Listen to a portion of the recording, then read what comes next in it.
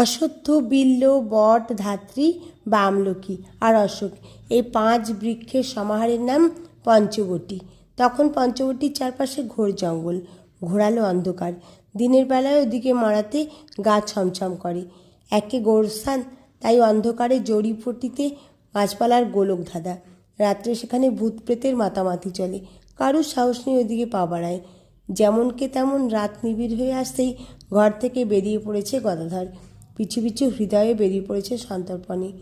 দেখি কি করে, কোথায় যায়। কি সর্বনাশ! সেই সর্বগ্রাসী জঙ্গলের মধ্যে ঢুকে পড়েছে গদাধর। মাগো, মন্দির এখন বন্ধ, কিন্তু তোর এই আকাশ ভুবন জোড়া চিরসুন্দরের মন্দিরে তো দরজা পড়ে না। আমি চুপি চুপি তাই চলে এসেছি তোর কোলের কাছে। এই অন্ধকারে তোর হাতের স্পর্শ, এই স্তব্ধতায় তোর নিঃশ্বাস, এই প্রতীক্ষায় তোর পদধ্বনি। আমাকে দেখা দি। বাইরের হৃদয় দাঁড়িয়ে রইল কাঠ হয়ে।